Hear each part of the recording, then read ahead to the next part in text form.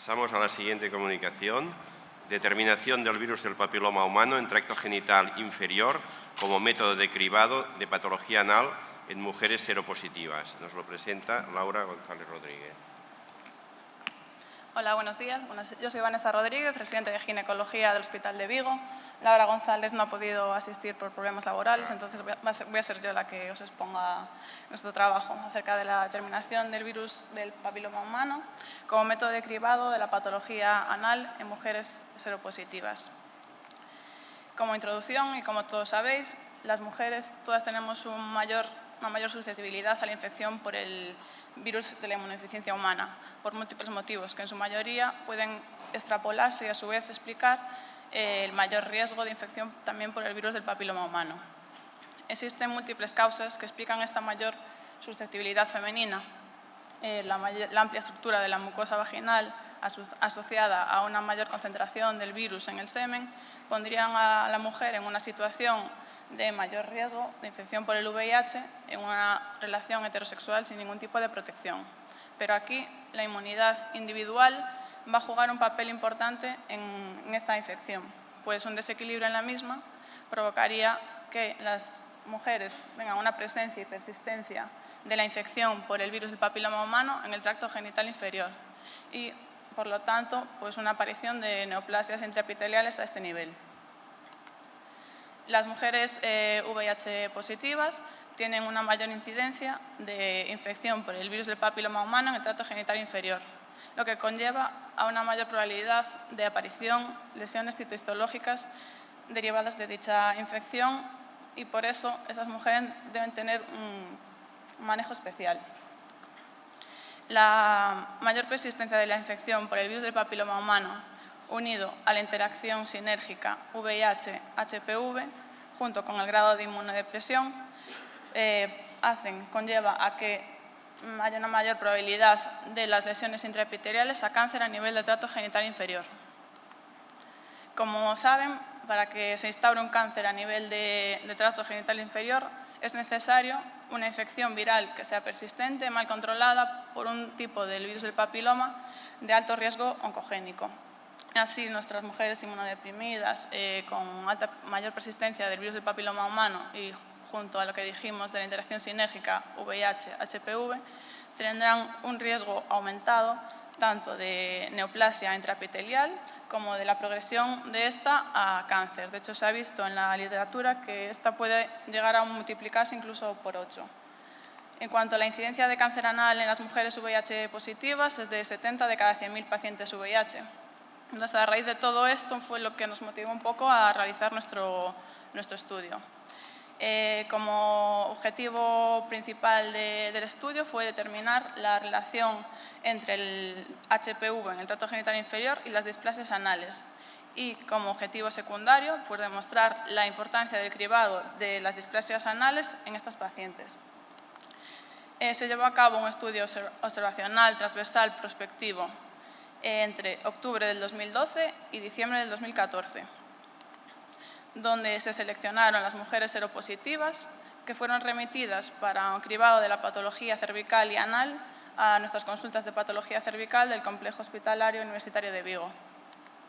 Las variables incluidas en nuestro estudio fueron epidemiológicas, donde salían la edad de inicio de las relaciones sexuales, el tipo de relaciones sexuales y el método anticonceptivo. También se incluyó la evolución de la infección por el virus, por el VIH y los resultados tanto anatomopatológicos como microbiológicos de las muestras cervicales y anales. Como único criterio de exclusión fue el rechazo por parte de la paciente a ser incluida en nuestro estudio.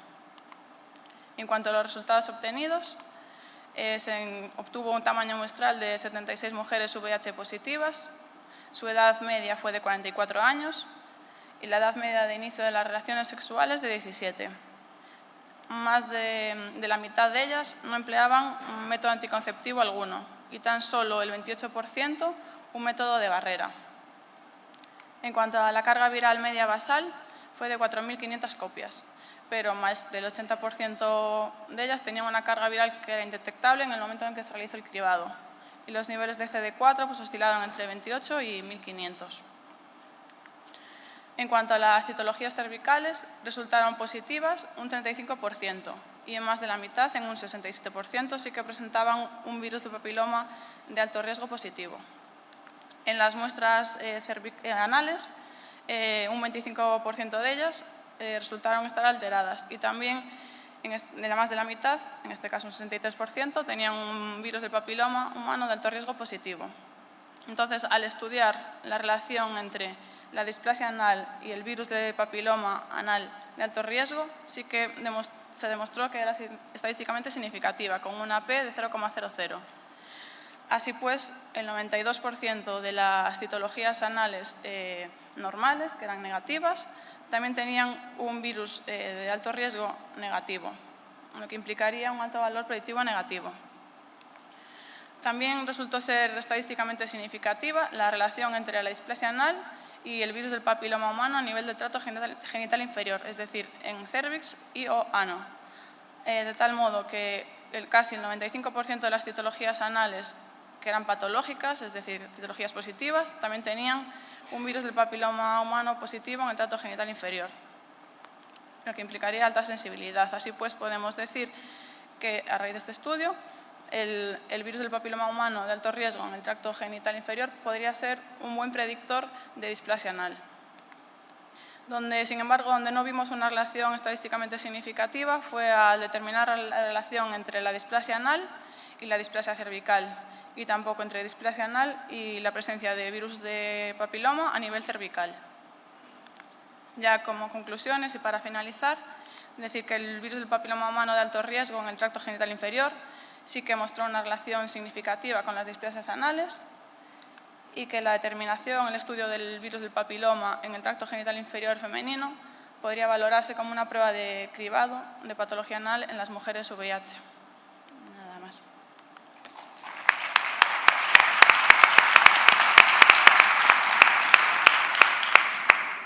Se abre el turno de preguntas.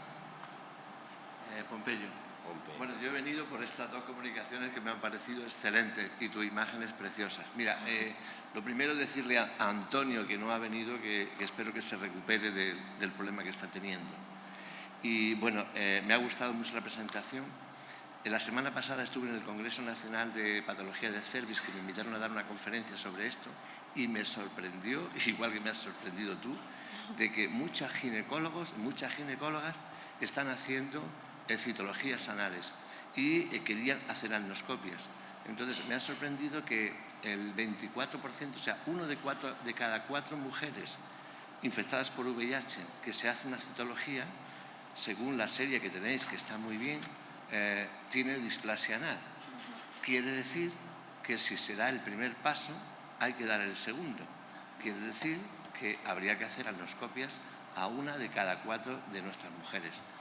Vuelvo a lo mismo, yo creo que es una burrada, no tenemos suficientes médicos para atender, seguir esos esquemas. Creo que hay que profundizar mucho en el tema del papilomavirus, de papilomavirus de alto riesgo o de nuevos marcadores que nos permitan diferenciar a quién realmente deberíamos de hacer esto.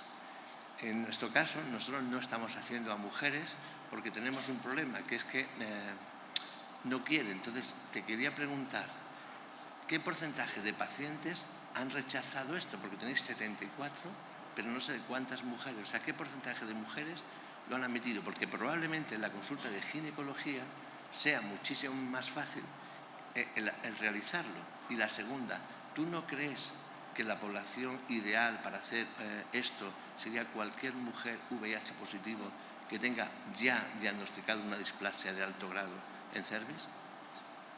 Sí, efectivamente. Nosotros en nuestras consultas se lo proponíamos a todas las mujeres que eran diagnosticadas de VIH, ya como primera visita a nuestras consultas le hacíamos eso, tanto la citología postcervical como la anal.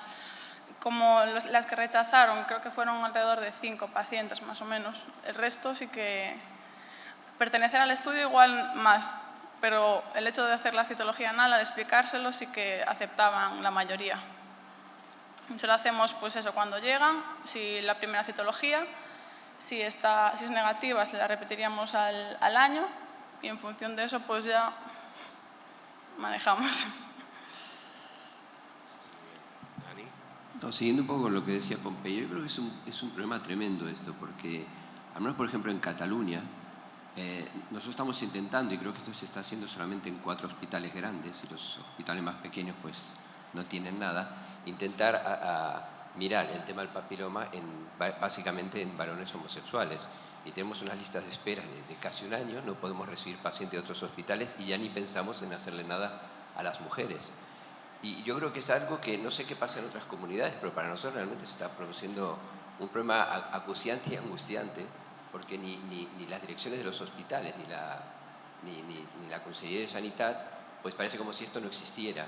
Y de hecho lo estamos haciendo casi de forma voluntaria, comprando el colposcopio y trabajando hace 3 años de una forma prácticamente gratuita. Y yo creo que esto es algo que habría que empezar a poner en la mesa, que así como se ha hablado estos días de PrEP y de otras cosas, creo que GESIDA también tendría que de alguna forma tener una intervención bastante más activa, porque es un problema que va a ir a más y que no se puede hacer de una forma solamente voluntaria en algunos hospitales, y que la mayoría de gente no tenga dónde acudir y no tenga medios para poder mirarse esta patología.